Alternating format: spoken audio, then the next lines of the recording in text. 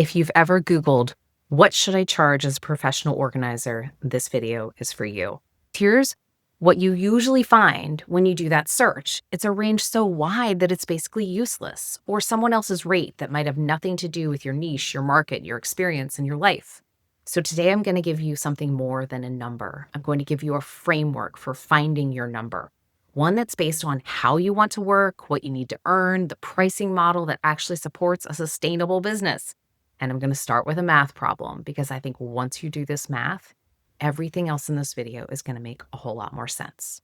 I want you to think about your last organizing session. How many hours did you charge for?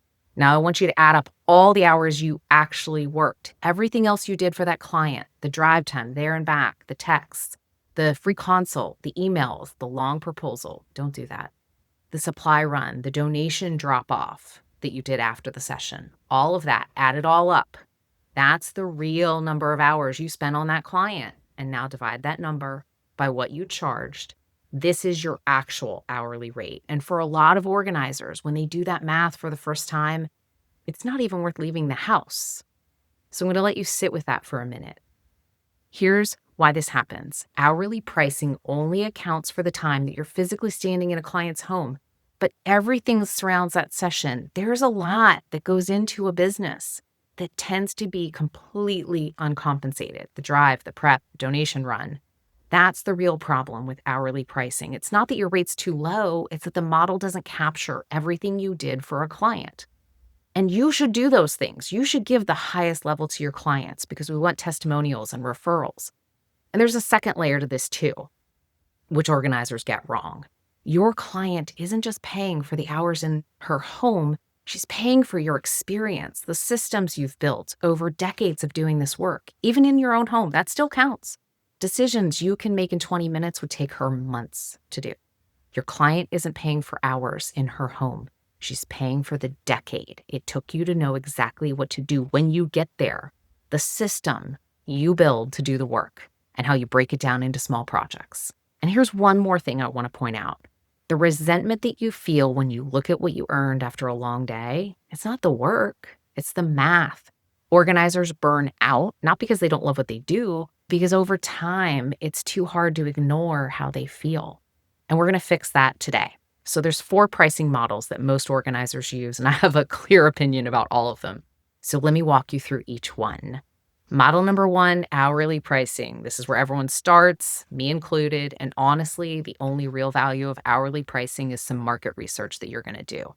So before you build your session rates, which is what I recommend, do a Google search, run an AI search, check Thumbtack, Angie's List, see what organizers in your market are advertising. This is just context. This is not a ceiling, it's the floor. Most clients, especially your first-time clients, they have no idea how an organizer charges.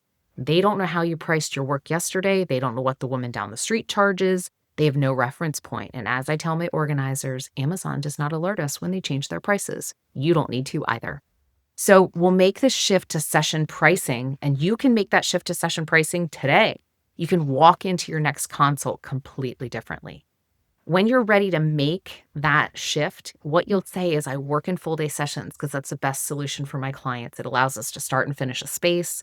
I know what it takes. I'm going to get it done. You'll make good, thoughtful decisions, high quality decisions, and we'll never have to work in this space again. No apology, no explanation, just confidence. Pricing model number 2, session pricing. A session is defined block of time. It could be a full day. It could be a half day. You're not selling hours, you're selling an expert-led experience with a result at the end. Every organizer, here's the best part, gets to define what a full day looks like for their life. Maybe a full day session for you is 9 to 3 because that's when your kids are in school. Maybe it's 8 to 2. You get to decide. That's the point. It changes the language. We're not talking about hours. We're talking about success, what success looks like when we work together. We're going to finish the pantry today. Now, over time, you're going to get better at estimating what a space requires, and that's a skill that comes with some experience. But the language changes immediately, and you can start that with your next client tomorrow. Now, a note about half-day sessions.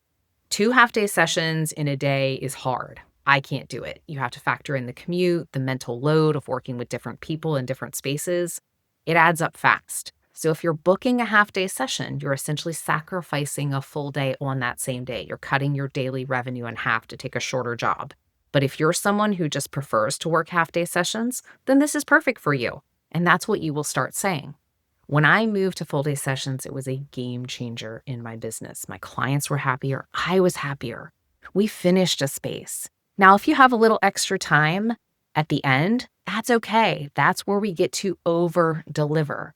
And if you feel like you're running out of time, you're going to spend a little extra time, but that's just the cost of doing business, and you won't have to do that for very long.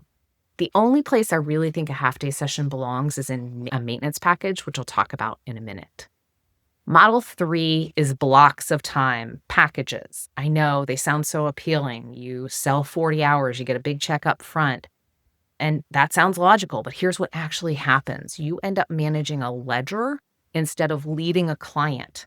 They use the sessions unevenly. The cash flow doesn't feel even. It drags out. You could be doing this work 6 months later. Here's what I want you to remember is that if you have a client that buys 40 hours from you and then they've spent maybe 38 hours, you've got 2 hours left. What can you possibly do? I know I can't get much done in a 2-hour session, and you're going to lose money on those 2 hours. It's going to take you more time to drive there and come back and drop off donations. When you contrast that with session pricing, if you have a little time left over, you do extra credit work, like I said. You tackle something she didn't anticipate, but she sees you over deliver every single time. Session pricing lets you be generous.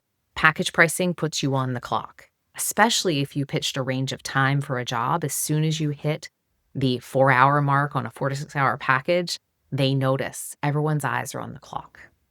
Model 4's maintenance programs.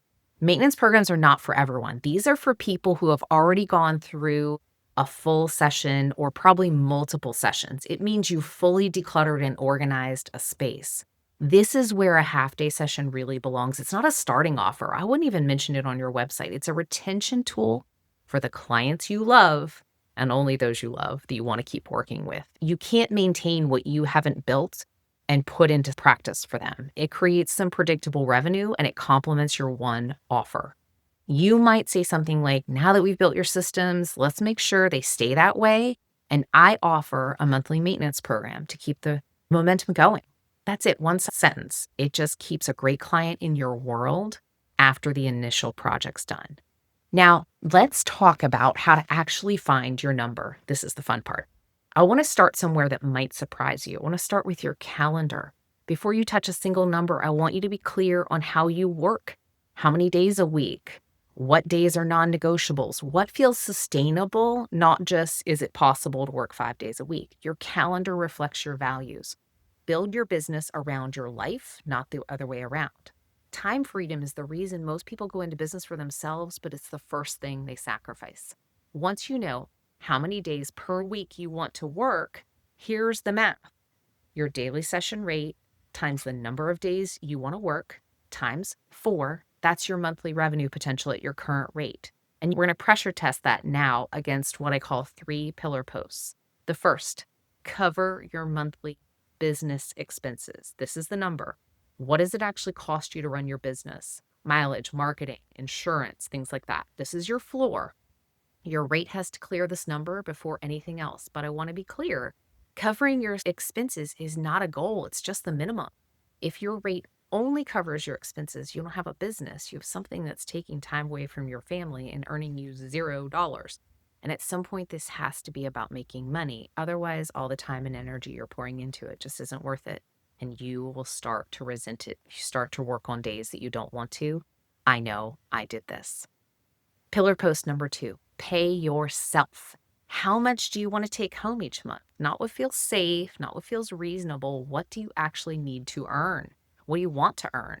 This is separate from your business expenses. This is your income. This is what you contribute to your family. Now put pillar 1 and 2 together. This is your baseline monthly revenue goal. And that's what you have to hit before we have any other conversation. Pillar post 3 is your growth goal. What's the highest monthly revenue you'd like to reach based on the number of days you actually want to work? Now, this is a stretch goal. for now, but it's not forever. It gives you something to target and something to build toward and keep a business that matches your life. So now let's go back to the math.